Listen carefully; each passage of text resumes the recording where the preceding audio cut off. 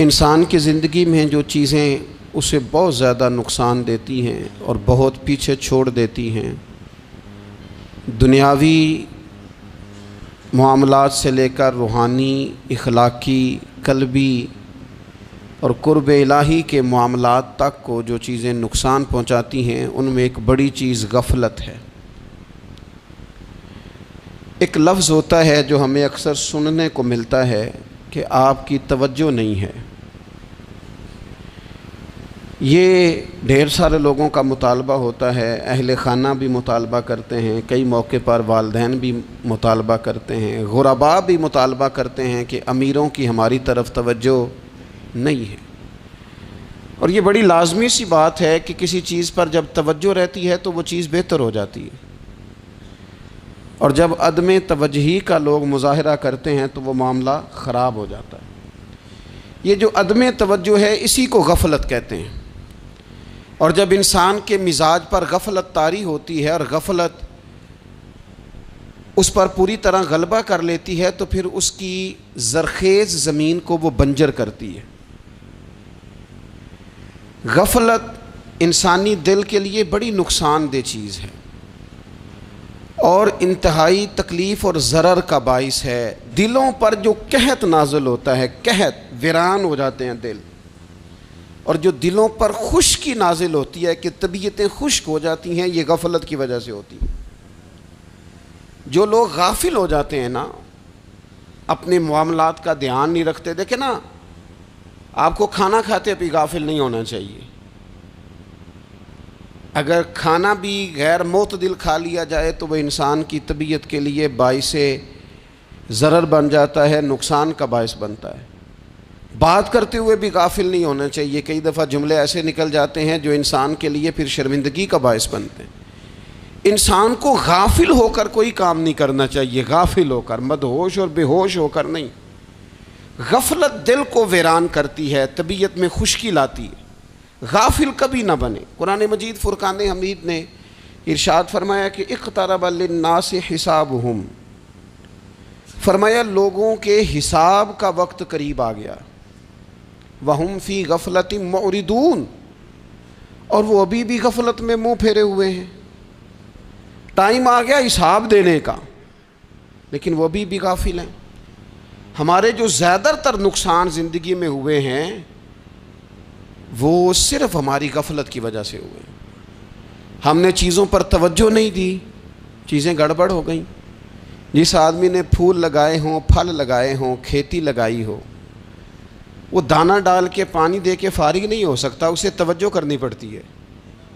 اور کسی نے کہا تھا مالی جیندے ہون تو پھر بوٹے سوکدے نہیں، اگر موجود ہونا ان کو سینچنے والا، رکھوالی کرنے والا، تو پھر ان کی جڑیں کبھی خشک نہیں ہوا کرتی۔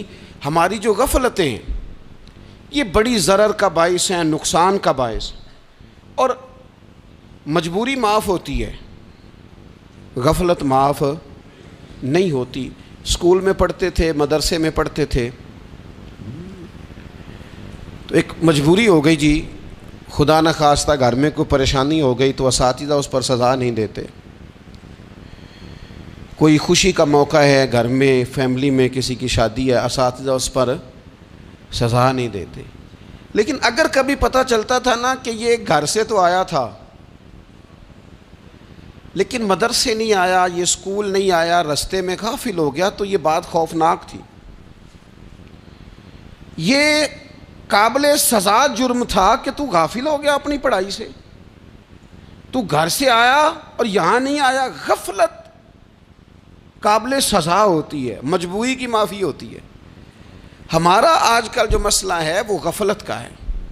ڈھیر سارے لوگ ہیں، سمجھدار بھی ہیں، سیانے بھی ہیں، معاملہ فہم بھی ہیں، باشعور بھی ہیں، تعلیم کی ڈگریاں بھی رکھتے ہیں، لیکن اگر ان کی زندگیوں کی تکلیفوں کو دیکھا جائے اور بے آباد روح کو دیکھا جائے اور سجدوں سے ان کی دوری کو دیکھا جائے تو ایک ہی بات سمجھ میں آتی ہے کہ پتہ سارا ہے لیکن لے ڈوبی ہے غفلت، توجہ نہیں کی۔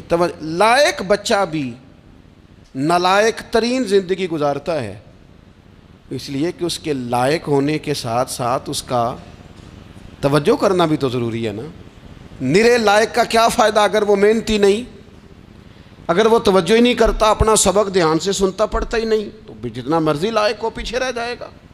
اور کئی نالائق ہوتے ہیں، رٹا لگا کے پاس ہوتے ہیں، پر چلو رٹا تو لگاتے ہیں نا، محنت تو کرتے ہیں نا، جد و جہد تو کرتے ہیں۔ کئی نالائق جد و جہد کے باعث آگے گزر جاتے ہیں، اور کوئی اسی چکر میں رہ جاتے ہیں، میں بڑا لائق ہوں، کل پڑھ لوں گا، پرسوں پڑھ لوں گا، ہفتہ تیاری کر کے پاس ہو جاؤں گا۔ اپنی زندگی سے غفلت کا پردہ اٹھائیں، اور غفلت اس کے لیے فیصلہ کرنے کی ضرورت ہوتی ہے، پلاننگ کرنے کی نہیں، فیصلہ کرنے کی ضرورت ہوتی ہے کہ میں نے اب غفلت کرنی۔ ہم نہ جب بھی کوئی پروگرام بناتے ہیں تو منصوبہ بندی شروع کر دیں، منصوبہ بندی نہ کریں، فیصلہ کریں، کہیں کہ میں نے غافل نہیں ہونا۔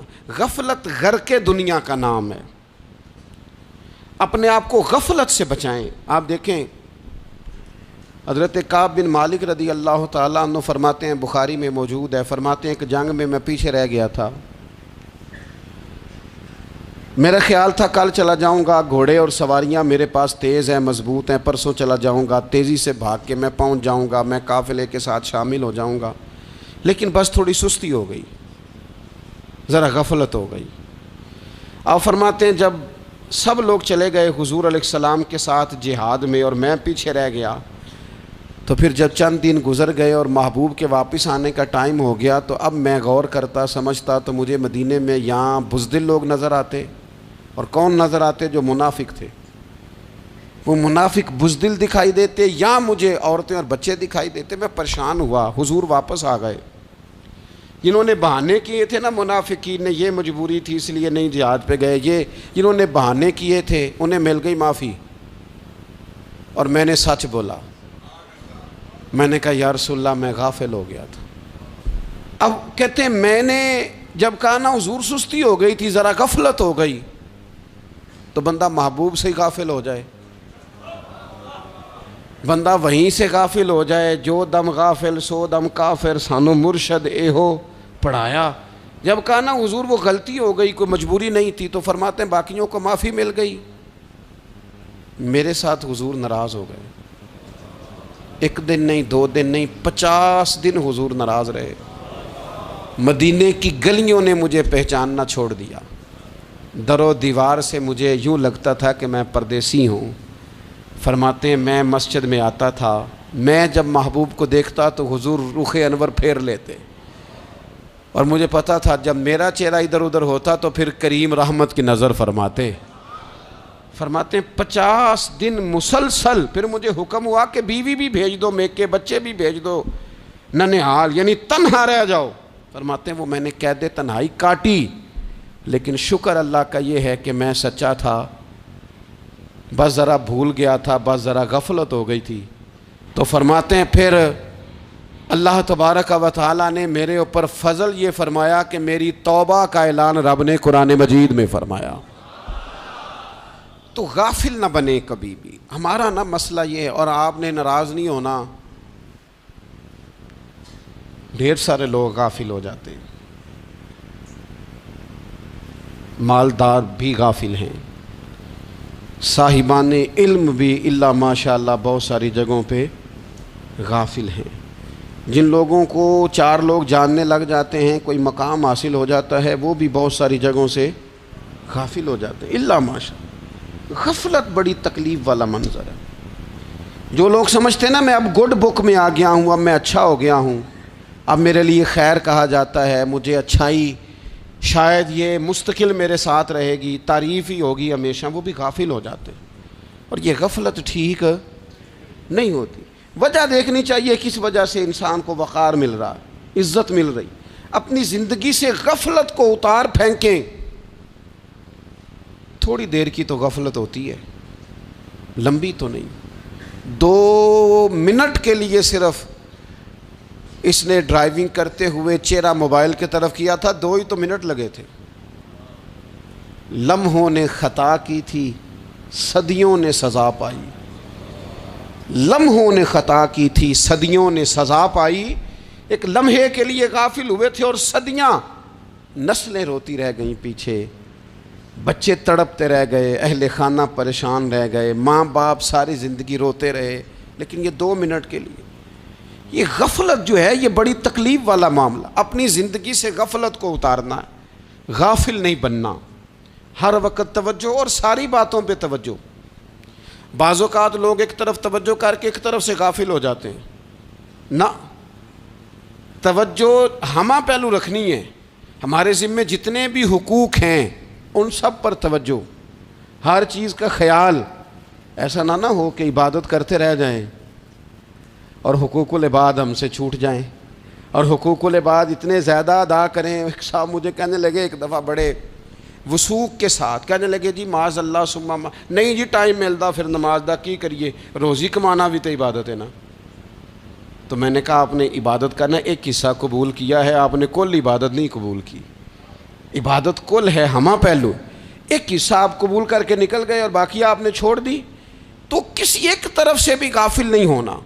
جتنی ذمہ داریاں ہیں، جتنی ڈیوٹیاں ہیں، ان سب کا خیال. اور جو بڑا آدمی ہوتا ہے، بڑا گھر میں بڑا ہو، قبیلے میں بڑا ہو، علاقے میں بڑا ہو، ادارے میں بڑا ہو، کلاس میں بڑا ہو، جو بڑا ہے اس کی تو ساری آنکھیں کھلی ہوئی ہونی چاہیے. ایک ایک پر اس کی نظر ہونی چاہیے کہ میری کہاں ضرورت ہے، کہاں مجھے اشک شوئی کرنی ہے، کس کے ساتھ میں نے کس طرح محبت کا رویہ رکھنا ہے. غافل نہ بنے. اچھا جی اب کیسے پتہ چلے گا کہ ہم غافل ہیں؟ یہ کیسے پتہ چلے گا؟ آپ کسی بندے سے بھی پوچھ لیں حالات کیا ہیں تو کہتا ہے اللہ کا شکر ہے کبھی کسی کا دل نہیں دکھایا، اللہ کا شکر ہے جی زمانہ ہو گیا 5 نمازیں پڑھتا ہوں، اللہ کا شکر ہے جی. کیسے پتہ چلے گا غافل ہیں؟ پہلی علامت ہمارے علماء اور صوفیاء نے غافل بندے کی لکھی ہے. اس آئینے میں نے اور آپ نے اپنا آپ دیکھنا ہے. غافل بندے کی پہلی علامت یہ ہوتی ہے کہ وہ دنیاوی کاموں میں چست ہوتا ہے اور اللہ اور اس کے رسول کی فرما برداری میں سست ہوتا ہے. یعنی نماز کے وقت تو اسے نیند ستاتی ہے، پریشانی ہوتی ہے، لیکن اگر کسی جگہ مال مل رہا ہو، پیسے مل رہے ہوں، وہاں جانا ہو تو پھر اسے کوئی چیز بھی تنگ نہیں کر. دنیاوی کاموں میں چست ہوگا، یعنی ٹی وی کے آگے، موبائل کے آگے وہ گھنٹوں بیٹھا ہوا ہے.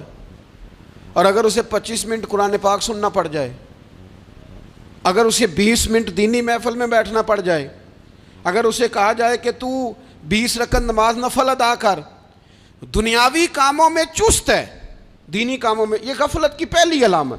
پھر ذاتی معاملات پہ پیسہ خرچ کرنا ہو تو ڈھیر سارا ہے، کسی غریب کی مدد کرنی ہو تو. وہ ہمارے ایک دوست ہیں، وہ اکثر کہا کرتے ہیں، وہ کہتے ہیں آج کل کسی سے کہنا فلائی کام میں، دینی کام میں، کسی کی مدد میں کچھ 4 پیسے خرچ کرنے ہیں تو لوگ کہتے ہیں ہاتھ تنگ ہے. ہاں کوئی سستا پلاٹ ملتا ہو نا، اور اگر یہ سمجھ آ جائے کہ وہ مجبور ہے بیچارہ بیچنے والا، تو پھر کہتے ہیں میں 2-3 دوستوں کو پھاڑ لے سن.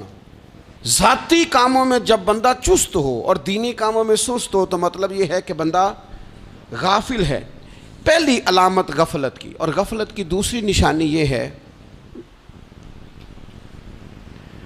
کہ انسان گناہ کے کاموں کو معمولی سمجھنے لگ جاتا ہے. یہ غافل بندے کی نشانی ہے. گناہ کو معمولی سمجھتا ہے، چھوٹا سمجھتا ہے. آج کل لوگ کہتے نہیں میں کو اکیلا کر رہا ہوں، ساری دنیا ہی کرتی ہے. اور جناب کیا ہو گیا اگر یہ غلطی ہو گئی تو بندے سے ہو ہی جاتا ہے. گناہ کو معمولی سمجھنا، چھوٹا سمجھنا اور کہنا پھر کیا ہو گیا ہے، انسان سے غلطی ہو جاتی ہے. آپ دیکھ لیں کہ سینکڑوں بیسیوں گناہوں کا بوجھ ہمارے سروں پہ ہوتا ہے، لیکن کوئی ہمارا دبدبہ ہے، کوئی ہماری گفتگو ہے، کوئی ہمارے جملوں میں خود پسندی ہے، کوئی ریاکاری ہے، کوئی تصنع ہے. یہ غافل بندے کی علامت ہے. نبی اکرم صلی اللہ تعالیٰ علیہ وآلہ وسلم نے فرمایا مومن اپنے گناہوں کو پہاڑ کی طرح سمجھتا ہے. یہ بخاری میں حدیث ہے. مومن پہاڑ کی طرح جانتا ہے اور وہ ڈرتا ہے کہ کہیں وہ پہاڑ اس کے اوپر گر نہ جائے، یعنی کہیں مجھے میرے گناہ کی سزا نہ مل جائے. چھوٹے گناہ کو بھی پہاڑ جانتا ہے، یار مجھ سے غلطی ہو گئی، مجھے ٹھیک کر لینی چاہیے، مجھے معافی لے لینی چاہیے، مجھے توبہ کر لینی چاہیے. مومن اپنے اوپر گناہ کو پہاڑ کی جانب سمجھتا ہے. اور حضور علیہ الصلوۃ والسلام فرماتے ہیں کہ یہ جو فاسق اور فاجر ہوتا ہے نا، اللہ کا نافرمان، یہ گناہ کو مکھی کی طرح سمجھتا ہے، یہ سمجھتا ہے میں نے اشارہ کرنا ہے مکھی نے اڑ جانا ہے۔ مومن کی علامت یہ ہے کہ وہ پہاڑ جانتا ہے اگر غلطی ہو جائے تو پہاڑ۔ امام اعظم ابو حنیفہ رحمۃ اللہ علیہ گزر رہے تھے تو بارش ہو گئی تھی اور کوفہ میں کیچڑ تھا، تو آپ نے جو جوتے پہنے ہوئے تھے ان جوتوں سے چلتے ہوئے نا آپ کے پاؤں سے کچھ مٹی اڑی، تو سامنے ایک یہودی تھا، اب اس زمانے میں دیواریں کچی ہوتی تھیں، اس کے دیوار پر جا کے وہ مٹی جو تھی وہ لگ گئی۔ اب امام صاحب بڑے پریشان ہوئے کہ میں نے اس کی دیوار کو آلودہ کر دیا۔ یہاں تو لوگ اپنی اینٹیں رکھتے رکھتے کئیوں کی دیواریں توڑ ہی دیتے ہیں، اور پھر وہ اس پر ماننے کو بھی تیار نہیں ہوتے، تسلیم کرنے کو بھی تیار نہیں ہوتے۔ وہ کہتے ہیں پھر کیا ہو گیا، اب ہمارا یہاں گھر ہے تو ہم نے ٹرالی منگوانی نہیں تھی، ہمارا حق بنتا تھا۔ امام صاحب کے پیروں سے ذرا کیچڑ اڑا، یہودی کی دیوار پہ لگا، اس کی کچی دیوار تھی۔ امام صاحب پریشان ہو گئے، سوچنے لگے کہ اگر میں دیوار سے یہ کیچڑ اتارتا نہیں تو یہ بھی زیادتی ہے، میں نے اس کی دیوار کو گدلا کر دیا، اور اگر میں اتارتا ہوں تو کچھ مٹی اس کی دیوار کی بھی اتر جائے گی، کچی دیوار ہے، یہ بھی زیادتی ہے۔ مومن گناہ کو پہاڑ کی طرح سمجھتا ہے کہ کہیں گر نہ جائے، اس کی بھی کہیں سزا نہ مل جائے۔ امام صاحب نے اس کے دروازے پہ دستک دی، وہ باہر آیا تو اتفاق سے وہ آپ کا مقروض بھی تھا، اس نے پیسے دینے تھے۔ باہر نکلتے ہی کہنے لگا اوہ آپ تو قرض لینے آ گئے، میرے پاس تو ابھی گنجائش نہیں ادا کرنے کی۔ تو امام صاحب کہنے لگے تو قرض چھوڑ، وہ میں نے معاف کیا، میرے سے غلطی ہو گئی ہے، میں آ رہا تھا، لکڑی کے جوتے اس زمانے میں کھڑاؤں لوگوں نے پہنے ہوتے تھے، کہا وہ میرے پیروں سے ذرا کیچڑ اڑا ہے، تیری دیوار پہ لگ گیا ہے۔ اب میں بڑی دیر سے کھڑا سوچ رہا ہوں کہ اگر میں تیری دیوار صاف نہ کروں تو میں نے یہ میلی کر دی، گدلی کر دی، یہ بھی بات درست نہیں ہے، زیادتی، اور اگر میں اسے صاف کرتا ہوں کچی دیوار سے کچھ مٹی اتر جائے گی تو یہ بھی زیادتی ہے، اب تو بتا میں کیا کروں۔ تو بے موسمہ پھل تھا نا یہ، تو بے موسمہ پھل دیکھ کے بندہ حیران ہو جاتا ہے، جو باتیں روٹین میں نہ ہو رہی ہوں وہ ذرا انوکھی لگتی ہے، بندہ حیران ہو گیا، غور سے امام صاحب کا چہرہ دیکھنے لگا، غور سے چہرہ دیکھنے لگا، اور پھر تھوڑی دیر سوچنے کے بعد کہنے لگا حضور پہلے میں نے دین اسلام کے بارے میں پڑھا اور سنا تھا، آج میں نے دین دیکھا ہے۔ پہلے میں نے سنا تھا کہ دین اسلام اس طرح کا ہے، آج میں نے دین ہم نہ پوری دنیا کے کافروں کو دین سنانا چاہتے ہیں، دکھانا نہیں چاہتے، ہم نیک نظر آنا چاہتے ہیں، نیک بننا نہیں چاہتے، ہم نیک نظر آنا چاہتے۔ نتیجہ کیا نکلتا ہے کہ کچھ عرصے کے بعد پتہ چل جاتا ہے بندہ کس لیول کا نیک ہے، کیا معیار ہے اس کی نیکیوں کا۔ کہنے لگا حضور پہلے میں نے دین سنا تھا، آج دیکھا ہے۔ آپ وہ مٹی کی دیوار پر جو کیچڑ لگ گیا ہے، دیوار کو بعد میں صاف کیجئے گا، پہلے کلمہ پڑھائیں تاکہ میرے اندر کا کفر صاف ہو جائے، مجھے مسلمان کر دیں۔ تو غافل آدمی جو ہوتا ہے نا، وہ پھر تیسری بات، جب بندہ بہت زیادہ غافل ہو جاتا ہے پھر اعلانیہ گناہ کرنے لگتا ہے۔ ایک گناہ، پھر اس کا اظہار گناہ۔ ایک بندہ، حدیث پاک میں آتا ہے، ایک بندہ رات کو کوئی غلطی کرتا ہے، اللہ تعالیٰ اس پہ پردہ ڈال دیتا ہے، لیکن وہ سویرے خود لوگوں کو بتاتا پھرتا ہے میں نے یہ کیا، میں نے یہ کیا۔ جب آپ اظہار گناہ کرتے ہیں نا تو سامنے والا بھی دلیر ہوتا ہے، کہتا ہے اس نے کیا میں کر لوں گا تو پھر کیا ہوا۔ ہمارے علماء نے لکھا ہے کسی کی نماز قضا ہو جائے تو کسی کو بتائے نہ، قضا پڑھ ڈالے، اس کا جگہ جگہ ذکر نہ کرے۔ جب آپ کہیں گے نا میری قضا ہو گئی تو آپ کے ساتھ رہنے والا بچہ دوست سمجھے گا یار اس کی قضا ہو گئی ہے تو میری بھی ہو جائے گی تو کیا ہوا۔ گناہ کرنا بھی گناہ ہے اور گناہ کا اظہار بھی گناہ ہے۔ نبی اکرم صلی اللہ تعالیٰ علیہ وآلہ وسلم نے ارشاد فرمایا میری ساری امت کو معافی مل جائے گی سوائے ان لوگوں کے جو اعلانیہ گناہ کرتے ہیں۔ یہ بخاری مسلم دونوں میں حدیث موجود ہے۔ جو اعلانیہ گناہ، جنہوں نے خود ساری دنیا کو گواہ بنا لیا، میں نے یہ بھی جرم کیا، یہ بھی کیا، یہ بھی کیا، یہ بھی کیا، خود انہوں نے لوگوں کے، بہت بڑے غافل آدمی کی علامت ہے کہ گناہ کرے اور پھر اوپر سے اعلانیہ گناہ کرے، اتنا بڑا جرم کرے۔ پھر چوتھی علامت اگر ہم دیکھنا چاہیں کہ ہم غافل تو نہیں. تو غافل بندے کی چوتھی علامت یہ ہوتی ہے کہ وہ فضول کاموں میں وقت بڑا ضائع کرتا ہے. فضولیات میں ادھر بیٹھے ہیں ادھر بیٹھے ہیں, یہاں گپ شپ ہو رہی ہے, وہاں موبائل دیکھا جا رہا ہے, پھر کچھ ٹائم ملا ہے تو پھر کہیں دور دراز کسی ہوٹل پہ کھانا کھانے چلے گئے, پھر کچھ ٹائم ملا تو چلو نکلتے ہیں ذرا کوئی ہفتہ سیر کر آتے ہیں, یہاں گپ شپ ہے, فلاں کو ڈسکس کر لیتے ہیں, فلاں کے بارے میں بات کر لیتے ہیں, سیاسی تبصرے کر لیتے ہیں, یہ تھوڑی گفتگو ہو جاتی, چلے محلے داروں پہ تبصرہ شروع کرتے ہیں, کون روٹی زیادہ کھا رہا ہے اور کس کے پاس پیسے زیادہ آ گئے, چلو جا کے پتہ کرتے ہیں. حالانکہ یہ پتہ نہیں کرنا چاہیے تھا, پتہ تو اس کا کرنا چاہیے تھا جو بیچارہ کل سے بھوکا ہے. خبر تو اس کی رکھنی چاہیے تھی جس بیچارے کے گھر میں بچوں کے لیے پہننے کو کپڑے موجود نہیں ہیں. اس پر تبصرہ یہ کرتے ہیں کہ یہ محنت کیوں نہیں کرتے, اور اگر کسی پر اللہ عطا کر دے پھر حساب ضرور لگاتے ہیں کہ ذرا معلومات کرو یہ اتنی جلدی آگے کیسے نکل گئے. غافل بندے کی علامت ہے وقت کا ضائع کرنا اور فضول کاموں میں ضائع کرنا اور بلا وجہ ضائع, اور ایسے سوالات کرنا جن کی ضرورت ہی کوئی نہیں, بالکل ضرورت ہی نہیں, کوئی مطلب ہی نہیں, لیکن ہم لوگ وقت ضائع. یہ غفلت کی علامت. غفلت اللہ والوں کی علامت کیا تھی؟ ایک بات انہوں نے زندگی میں لے لی, سیکھ لی, پھر ساری زندگی اسی پہ گزار دی.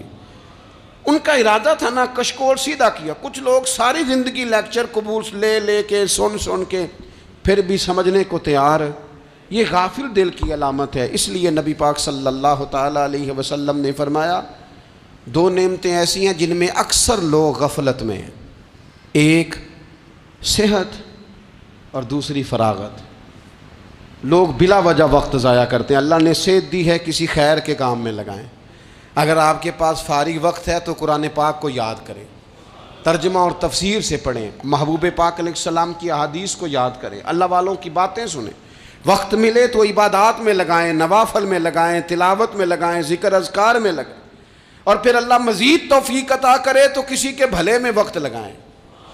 گلی سے کوئی کانٹا اٹھائیں, کوئی روڑا اٹھائیں, کوئی کسی کی مدد کریں. لیکن یہ غافل ہونے کی علامت ہے کہ اپنے وقت کو ضائع کرنا. اور پھر اسی طرح غفلت کی پانچویں علامت یہ ہے کہ اگر بندے کو دنیا سے پورا پیار ہو جائے, یعنی شب قدر میں بھی آ کے کہتا ہے یا اللہ کبھی پیسے دے دینا, شب برات والے دن بھی کہتا ہے کہ مالک اگر کبھی کوئی ایسا سبب لگ جائے نا, یعنی بیت اللہ شریف کے سامنے کھڑے ہو کے بھی اگر اس نے مال ہی مانگنا ہے وہاں بھی اس نے یہی سوال کرنا ہے, حب دنیا اتنی غالب آ جائے. تو یہ غافل ہونے کی علامت. دنیا ضرورت ہے, مقصد نہیں ہے. دنیا کی حاجت ہے, مقصد نہیں ہے. یہ مقصود نہیں. اور جب لوگ فقط دنیا کے مال کو, دولت کو, نبی پاک علیہ السلام نے فرمایا وہ لعنتی ہے جو درہم اور دینار کا بندہ بن گیا ہے, پیسوں کا بندہ بن گیا ہے. مل جائے تو خوش ہوتا ہے, نہ ملے تو تکلیف میں آ جاتا ہے. یہ غافل بندے کی علامت. مومن تو وہ ہوتا ہے کہ دولت رزق حلال ضرور کماتا ہے تاکہ کسی کے آگے ہاتھ نہ پھیلانا پڑے, کوشش ضرور کرتا ہے, پر دنیا کو جیب میں جگہ دیتا ہے, دل میں نہیں دیتا. اس کی جگہ جہاں ہے اسے وہاں رکھتا ہے, اسے دل میں جگہ. دل تو ایک ہے, اس میں رب و رسول کو بسائیں گے یا کسی اور کو بسائیں گے. تو حب دنیا یہ غافل ہونے کی بہت بڑی علامت ہے. پھر اسی طرح جو بندہ رب کریم کو جانتا نہیں نا وہ بھی غافل ہو جاتا ہے. ایک تو جو یہ نہیں نہ جانتا کہ رب کریم سزا دے گا, مجھے دیکھ رہا ہے, اسے نہ اونگ آتی ہے نہ نیند آتی ہے, جو اس کی معرفت نہیں رکھتا کہ میرا رب ہر وقت مجھے دیکھ رہا ہے, وہ بھی غافل ہو جاتا ہے. جسے پتہ ہونا کہ مجھے دیکھ رہا ہے وہ غافل نہیں ہوتا. اور جو یہ سمجھ لیتا ہے نا کہ شاید معاذ اللہ ثم اس یقین کو پکا نہیں کرتا, وہ غافل ہو جاتا ہے. اور ایک جو یہ نہیں نہ جانتا کہ رب مہربان کتنا ہے وہ بھی غافل ہو جاتا ہے. مجھے بتائیے سب سے زیادہ تو بندہ اس کے دروازے پہ جاتا ہے نا جو سب سے زیادہ مہربانی کرنے والا ہو, اس دروازے سے بندہ اٹھتا ہی نہیں. تو جس کو یہ یقین ہو جائے نا سب سے زیادہ کرم فرمانے والی ذات اللہ رسول کی ہے, وہ کبھی رب رسول سے غافل نہیں ہوتا. وہ کبھی اللہ رسول کا دروازہ چھوڑ کے نہیں جاتا، وہ کبھی کسی اور جگہ جا کے پناہ تلاش نہیں کرتا۔ جسے پتہ چل جائے نا وہ کریم کتنا ہے، مہربان کتنا ہے۔ ملا رومی رحمت اللہ علیہ فرماتے ہیں بہت بڑا مجرم تھا ایک بندہ، بہت بڑا گناہگار تھا، بت کو پوجتا تھا، تھک گیا ساری رات بت کے سامنے کھڑا تھا، معاذ اللہ یا صنم یا صنم یا صنم کہتے، تھک گیا، نیند آ گئی، اونگ آ گئی۔ جب پوری طرح نیند آ گئی اور دماغ پہ نیند قبضہ کرنے لگی تو اس کے منہ سے نکل گیا، صنم صنم کہہ رہا تھا نا، نکل گیا یا صمد، او بے نیاز مالک۔ رب کریم نے فرشتوں سے فرمایا دوڑ کے جاؤ، جو کہتا ہے اسے دے دو۔ فرشتے کہنے لگے مالک وہ تو بت کو پکار رہا تھا، اس نے تو غلطی سے نام لیا ہے۔ فرمایا مجھے نہیں پتا، لیکن دیکھو نا اس نے مجھے پکارا تو ہے نا، کتنی دیر سے جھوٹے کو پکار رہا تھا، اس کا معاملہ حل نہیں ہوا، اب اگر سچے کو پکارنے پہ بھی حل نہ ہوا تو فرق کیا رہ جائے گا؟ دے دو جو مانگتا ہے، دے دو۔ میرے دوست گھر پتہ چل جائے وہ کریم کتنا ہے، وہ مہربان کتنا ہے۔ میرے رسول پاک علیہ الصلوۃ والسلام نے تو فرمایا تیری آنکھ سے اگر اس کے خوف سے اتنا آنسو بھی نکل گیا جتنا مچھر کا پر ہوتا ہے، تو جس طرح بھینس کے تھنوں سے نکلا ہوا دودھ واپس تھنوں میں نہیں نہ جاتا، جو اتنا بھی روئے نہ روئے اللہ کے خوف سے، وہ بندہ دوزخ میں نہیں جائے گا۔ تھوڑی دیر کے لیے ڈر جائے اپنے رب سے، آئے تو صحیح۔ عدم معرفت غفلت پیدا کرتی ہے، تو آ تو صحیح، وہ تو کریم ہی بڑا ہے، وہ تو مہربان ہی بڑا ہے۔ حضرت زنیرہ رضی اللہ تعالی عنہ حضور کی صحابیاں ہیں۔ ایام جو مکے کے تھے مسلمانوں پر بڑی آزمائش کے تھے، انہیں بڑا مارا کفار نے، اتنا مارا کہ ان کی بینائی چلی گئی، نظر آنا بند ہو گیا۔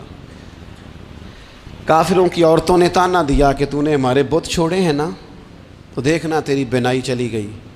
تو جناب زنیرہ اللہ پہ بھروسہ، توکل، معرفت الہی کا جذبہ، اٹھ کے کھڑی ہو کہنے لگی چپ کرو، تمہارے جھوٹے بت کیا کر سکتے ہیں، میرا رب چاہے تو صبح جب میں اٹھوں تو میری آنکھیں روشن ہو، اگر کریم کرم کر دے۔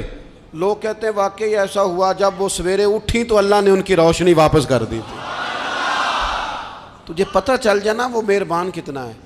وہ ایک بزرگ تھے تو ان سے کسی نے کہہ دیا کہ اگر آپ کا حساب آپ کے ماں باپ کے ذمہ ہو جائے تو پھر کیسا، پوچھنے کے لیے قیامت میں اگر ماں باپ حساب لیں تو پھر کیسا۔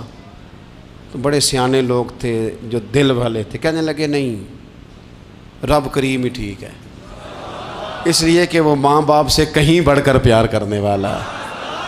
اگر یہ معرفت مل جائے وہ کریم کتنا ہے۔ اور جب بندہ پوری طرح اس کی بارگاہ میں آ کے تڑپ جاتا ہے نا، مولا میں جاؤں کدھر، تیرا دروازہ چھوڑ کے جاؤں کدھر۔ اقبال کہتے ہیں وہ ایک سجدہ جسے تو گراں سمجھتا ہے، 1000 سجدوں سے دیتا ہے آدمی کو نجات۔ تجھے جگہ جگہ جھکنا نہیں پڑے گا اگر تو صحیح معنوں میں اپنے رب کی بارگاہ میں جھک جائے۔ تو میرے عزیز کوشش کریں کہ اس کی معرفت، اس کا کرم، اس کی عطا اور اللہ تبارک و تعالیٰ کے حاضر و ناظر ہونے پر عین الیقین، حق الیقین حاصل کریں۔ اور پھر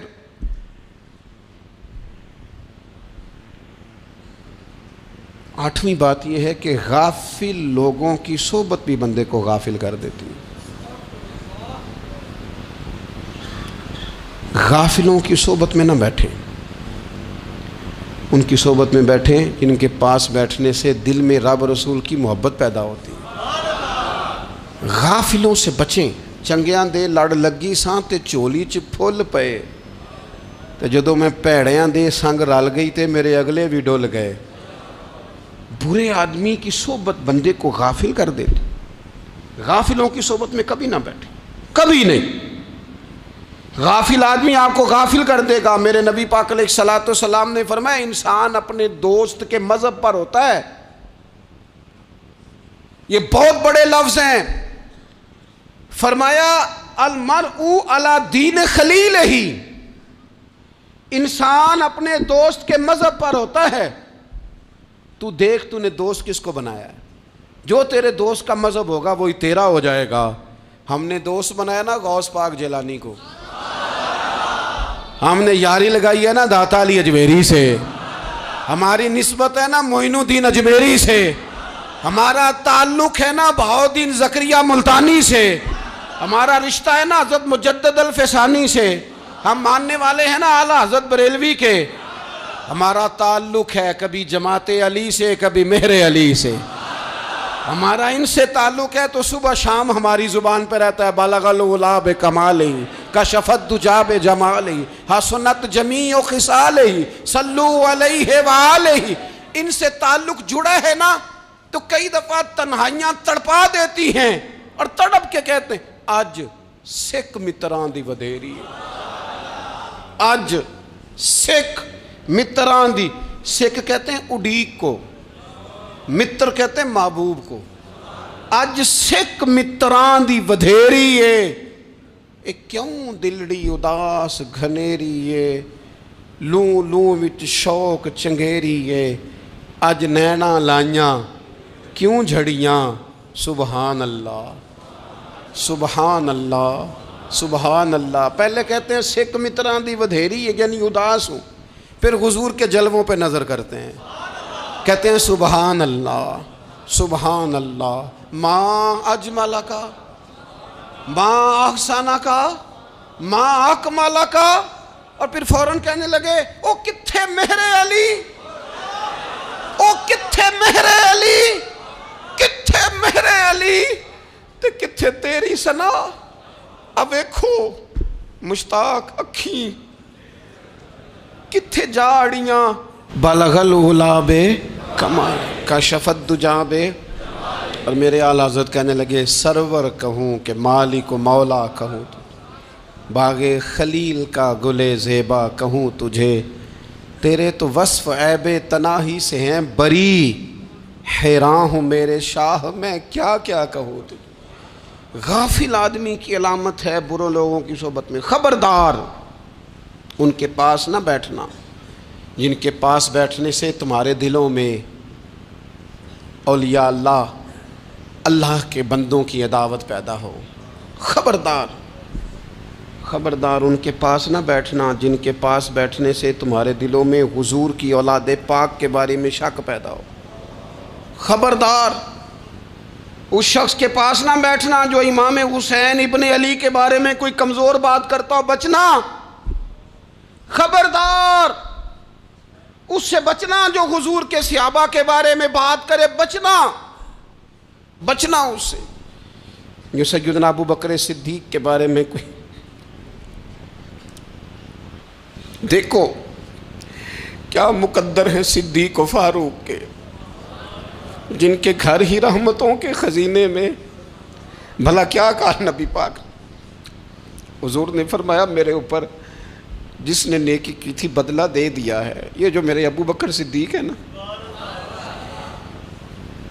ان کو میں اللہ کی بارگاہ میں لے جاؤں گا، کہوں گا مالک تو ہی بدلہ عطا فرما۔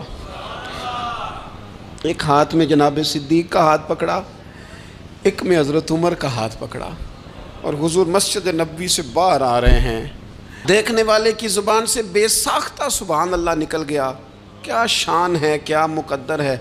تو حضور علیہ السلام رک گئے اور روک کے فرمایا تو حیران ہو رہا ہے نا، تو حیران ہو رہا ہے نا کہ میں نے ایک ہاتھ میں ابو بکر کو پکڑا ہے، ایک میں عمر کو پکڑا ہے، فرمایا قیامت میں جب میری قبر کھلے گی تو میں اسی طرح قبر سے نکلوں گا، اس طرح میدان محشر میں میں آؤں گا۔ خبردار حضور ایک وفاداروں کے وفادار رہنا، ان کے وفادار رہنا، ان کے وفادار رہنا بڑا عجیب دور آیا ہے۔ ہم نے یہ دور دیکھا ہے کہ لوگ حضور کے صحابہ کے بارے میں بھی بات کریں گے، اب نبی پاک کی اولاد پاک کے بارے کو بھی ڈسکس کیا جائے گا۔ اپنا منہ تو دیکھ، اپنی حیثیت دیکھ، اور پھر وہ بندے دیکھ جن کو اللہ نے چن کے اپنے محبوب کی غلامی کے لیے حضور کے قریب بٹھایا ہے۔ تو بچنا ایسے لوگوں سے، پرہیز کرنا، خبردار عقیدہ ستھرا رکھنا، عقیدہ ستھرا رکھنا، صاف رہنا، پاکیزہ رہنا، غافلوں کی صحبت سے بچنا۔ بڑا ڈرتے ہیں اللہ سے، دعائیں مانگتے ہیں یا اللہ نسلوں میں بھی وہی بندے پیدا فرما جو عقیدے پکے رکھنے والے ہیں، وہ بندے پیدا فرما ہماری نسلوں میں۔ ایک وہ بندہ بھی غافل ہو جاتا ہے جو امیدیں لمبی لگا لیتا ہے، جن کے منصوبوں میں دولت بھی ہوتی ہے، گھر بھی ہوتا ہے، اولاد کا بڑا ہونا بھی ہوتا ہے، پوتے پوتیاں نواسے نواسیاں دیکھنا بھی ہوتا ہے، یہاں بھی گھر وہاں بھی گھر، یہ سیر، یہ سارا کچھ ہوتا ہے، لیکن رب کی بارگاہ میں پیش ہونا جن کے پیش نظر نہیں ہوتا۔ لمبی امیدیں۔ حضرت مولا علی شیر خدا فرمایا کرتے تھے، میں تم پر دو باتوں کا خوف کھاتا ہوں، جو ڈر آتا ہے، ایک یہ کہ تم خواہش کی پیروی کرو گے، جو نفس کی خواہش ہوگی اس کے پیچھے لگ جاؤ گے، اور ایک کہ تم لمبی لمبی امیدیں باندھو گے، اتنے سال جینا ہے، اتنے 100 سال جینا، یہ کرنا ہے وہ کرنا ہے۔ منصوبہ بندی کریں مستقبل کے لیے، وہ بری نہیں، لیکن تیاری رکھیں، تیاری رکھیں، اس بات کا بھی خیال رکھیں کہ اللہ کی بارگاہ میں حاضر ہونا۔ یہ غفلت کی چیزیں ہیں جو بندے کو غافل کر دیتی ہیں۔ جو لوگ اللہ کا ذکر نہیں کرتے وہ بھی غافل ہو جاتے ہیں، اور جو فضول باتیں زیادہ کرتے ہیں نا، ہنستے زیادہ ہیں۔ فَلْيَضْحَكُوا قَلِيلًا وَلْيَبْكُوا كَثِيرًا، قرآن کہتا ہے زیادہ رویا کرو، کم ہنسا کرو۔ نبی پاک علیہ الصلوۃ والسلام سے پوچھا تھا حضرت عقبہ بن عامر نے کہ یا رسول اللہ نجات کس چیز میں ہے؟ تو نبی پاک علیہ الصلوۃ والسلام نے فرمایا ایک تو اپنی زبان قابو میں رکھو، دوسرا فرمایا اپنے گھر میں ٹھہرے رہو، تمہارا گھر تمہارے لیے کافی ہو، فضول نہ نکلو گھر سے، اور تیسرا فرمایا اپنی خطاؤں پہ رویا کرو۔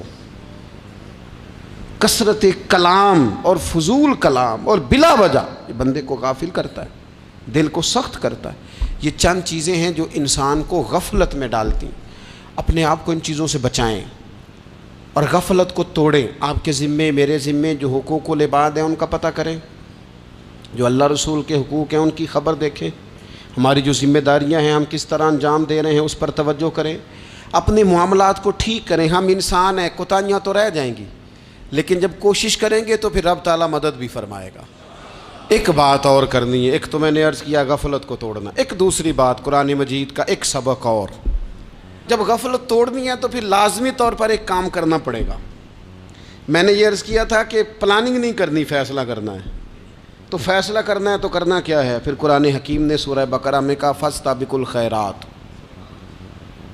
یعنی تم نیکیوں کی طرف دوڑو، جلدی جلدی نیکیاں کرو، فٹافٹ، دیر نہ کرو۔ فٹافٹ سے مراد یہ نہیں کہ نیکی جلدی جلدی کر جاؤ، یعنی ٹال مٹول نہ کرو خیر کے کام میں، کل کریں گے، پرسوں کریں گے، عمرہ کر رہے ہیں پھر نیکی ہیں، حج کر رہے ہیں پھر نیکی ہیں، بچے بیال ہوں پھر میں نیک ہوں، یہ تھوڑا سا یہ کام ٹال مٹ۔ فاستبقوا الخیرات، نیکیوں کی طرف دوڑو، جلدی کرو، بھاگو۔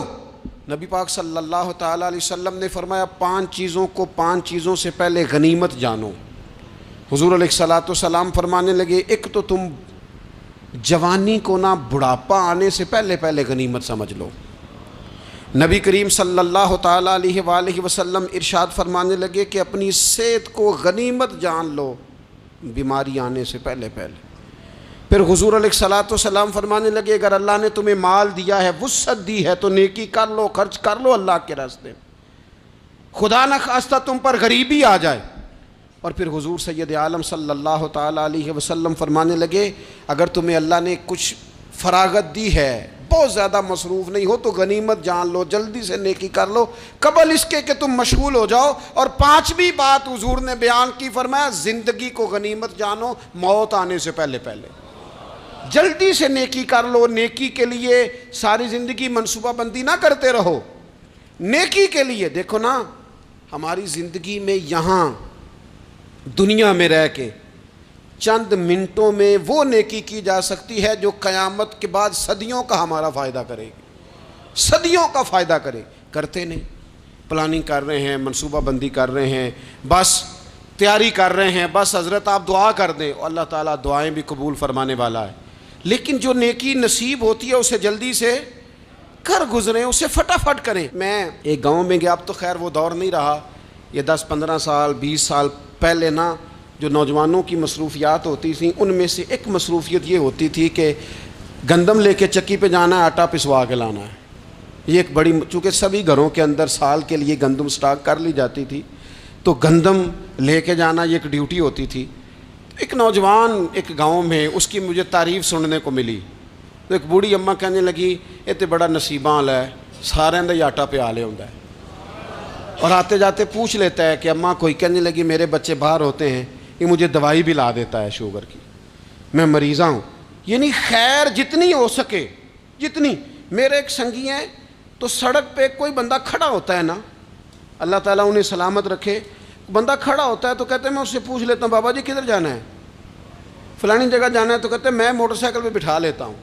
بندہ دیکھ کے مجھے سمجھ آ جاتی ہے ضرورت مند ہے، کوئی چور نہیں، کوئی ڈاکو نہیں، ضرورت مند ہے۔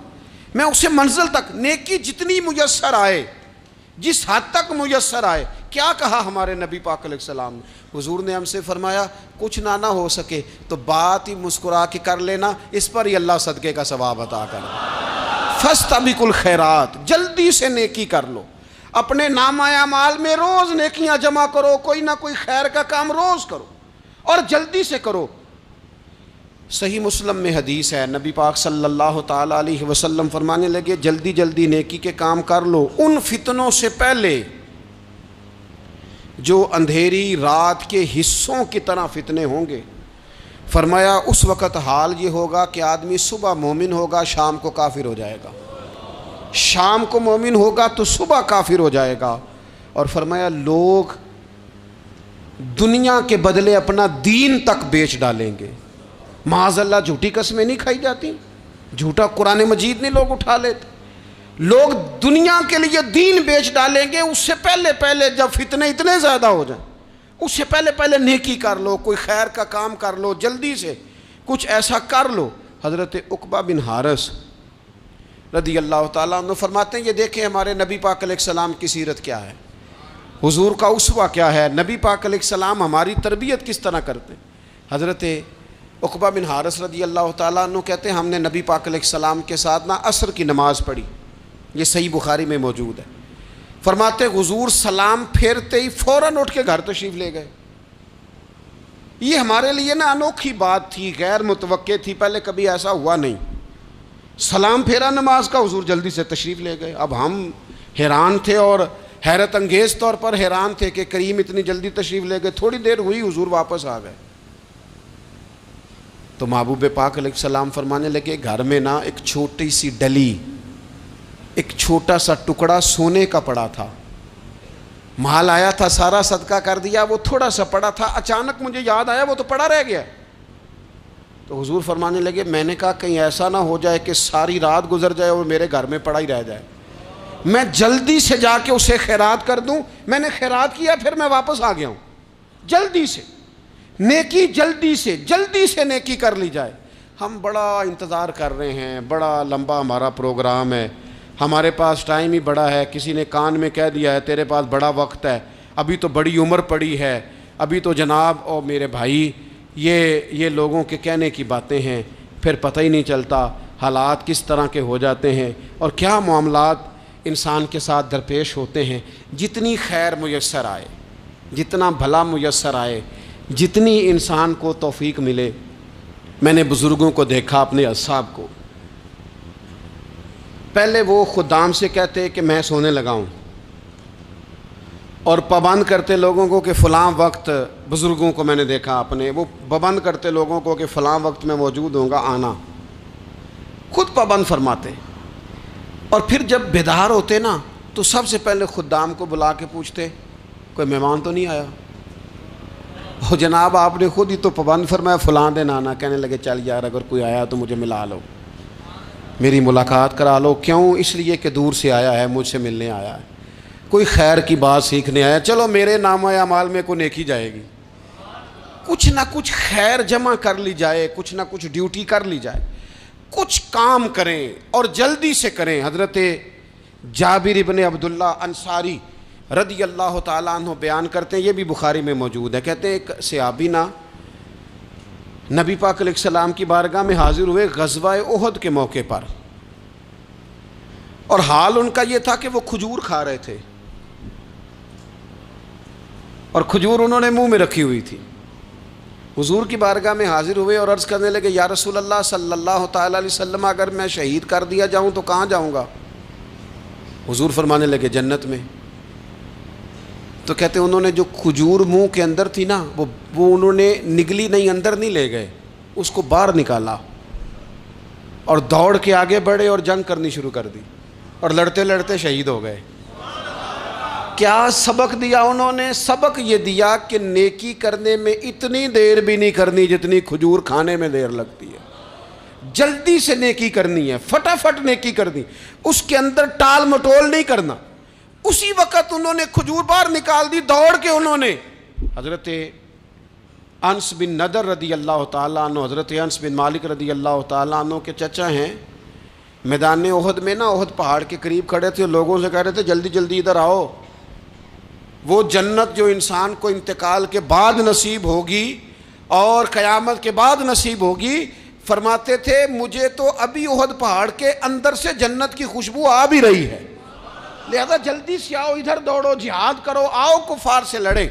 تو نیکی میں دیر نہیں کرنی، جو نیکی میسر آتی ہے، جس کو میسر، ماں باپ میسر ہیں تو خدمت کر لیں، اہل خانہ ہیں تو حسن سلوک کر لیں، اللہ نے اولاد دی ہے تو اچھی تربیت کر لیں، دوست ہیں تو خیر خواہی کر لیں، اگر آپ کو اللہ رمضان عطا کرتا ہے تو زیادہ سے زیادہ اس کی عبادت کر لیں، اگر نظر ٹھیک ہے تو تلاوت زیادہ سے زیادہ کر لیں، زبان چلتی ہے تو رج رج کے مدینے والے محبوب پہ درود و سلام پڑھ لیں، اللہ تعالیٰ کا ذکر کر لیں، جلدی سے خیر جمع کریں، اپنے وقت کو ضائع نہ کریں۔ یہ آج کا سبق ہے۔ ایک تو ہم نے فیصلہ کرنا ہے کہ بس غفلت نہیں، اب غفلت، اب انشاءاللہ اللہ اللہ کرنی ہے، اب کوئی خیر کا کام کرنا ہے۔ میرے حضرت کا ایک جملہ کبھی نہیں بھولنا، فرمایا کرتے تھے زمین کے اوپر کام، نیچے جا کے آرام۔ یہ چھوڑ دیں اتنے گھنٹے سونا ہے تو یہ کرنا ہے تو میری نیند میں دخل کوئی نہ ڈالے، پھر سوتے ہی رہ جائیں گے، سوتے ہی رہ جائیں گے۔ زمین کے اوپر کام اور نیچے جا کے جاگنا ہے، جاگ لے افلاک کے سائے تلے، پھر حشر تک سوتا رہے گا خاک کے سائے تلے۔ اب جاگ لے افلاک کے سائے کے نیچے، جاگ، کھول آنکھیں، ہر وقت کا سونا، ہر وقت سونا، ہر وقت جو اپنے آرام کی فکر کرنا، اس سے نکل آئیں اور اچھا کھانا اور اچھا پہننا اور بس اپنی مرضی کی زندگی من چاہی جینا، اس سے باہر آئیں۔ فیصلہ کریں، فیصلہ کہ اب غفلت نہیں کرنی، اگر اللہ نے کوئی صلاحیت دی ہے تو اسے دین کے کام پہ لگانا ہے، کوئی ڈیوٹی کرنی ہے، کوئی خدمت کرنی ہے۔ دیکھو خدمتیں ہو رہی ہیں، صدیق اکبر مال دے رہے ہیں، عثمان غنی مال دے رہے ہیں، مولا علی نے تلوار پکڑی ہے، میدان میں جا رہے ہیں، فاروق اعظم گلی گلی نگر نگر رسول اللہ کے دین کی پہرے داری کر رہے ہیں، حضرت جناب سیدنا سلمان فارسی ابو ذر غفاری حضور کی مسجد میں جھاڑو دے رہے ہیں، اور بلال حبشی وہ نبی پاک کی مسجد میں اذان پڑھتے پڑھتے رب نے اتنا عروج فرمایا کہ کعبے کی چھت پہ کھڑے ہو کے بھی اذان پڑھنی شروع، انہوں نے اذان دے دی۔ تو کوئی کام کرنا ہے، غفلت کو توڑنا ہے اور نیکی کرنی ہے، ذرا جلدی جلدی خیر کا کام کرنا ہے، نہیں ایسے نہیں، فٹافٹ۔ کیسے جی؟ فٹافٹ۔ تو فٹافٹ کام کریں خیر کا، جلدی جلدی۔ تو یہ خیر کا کام فٹافٹ، جلدی جلدی اور بڑی جلدی اور دوڑ دھوپ کے، اور جب آپ کرتے جائیں گے نا تو پھر اللہ تعالیٰ مواقع بناتا جائے گا۔ آپ سے میری اپیل ہے، بالخصوص میرے ساتھ جو وابستہ سنگی ہیں، جو پیار کرنے والے ہیں، دو باتیں آج آپ نے لے کے جانی ہیں گھر۔